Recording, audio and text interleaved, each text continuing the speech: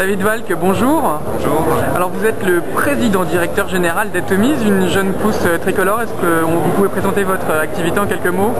Notre activité, c'est de fournir des plateformes industrielles pour tout ce qui est adaptation du contenu et diffusion du contenu au sein de la mobilité en fait. Alors pas n'importe quel type de contenu, hein. Je crois que vous êtes très axé sur la vidéo.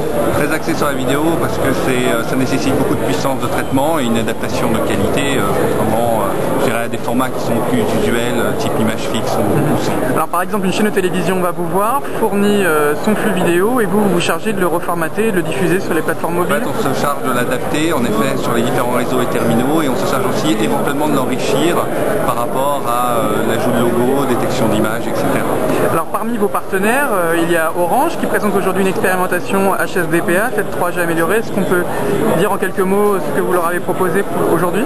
Alors aujourd'hui, on est partenaire d'Orange sur cette expérimentation. On a livré la solution technique de A à Z, ça veut dire aussi bien la partie adaptation encodage, la partie diffusion au niveau des serveurs de stream ou de téléchargement, et toute la partie client, en fait, tout ce qu'on peut voir sur les PC, les mobiles, qui permet pour l'utilisateur d'avoir cette expérience un peu plus riche média, comme on appelle ça. Alors avant de parler du client, peut-être qu'on peut donner les chiffres de l'encodage. Avec la HSDPA, est-ce qu'on atteint le mégabit seconde en termes de... On atteint dans la théorie mégabit seconde, pas actuellement dans certaines expérimentations.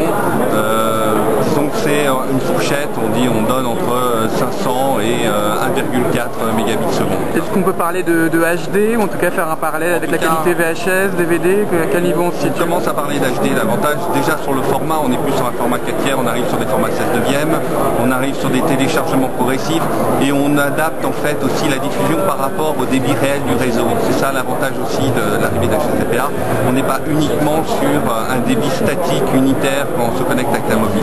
Alors vous l'avez dit, vous avez également travaillé sur la partie logiciel client avec une interface plus complexe que d'habitude, avec une logique un peu sociale, c'est ça? Web 2.0, je ne sais pas comment vous pourriez le présenter. Expérimentation du web mobilité, disons qu'il y a aujourd'hui la mobilité, c'est deux aspects. Le premier, c'est le mobile au sens mobilité, et le deuxième aspect, c'est le PC communicant, où on va dire les appareils communicants avec des cartes PCMCIA, avec des cartes HSDPA dans le cadre d'Orange.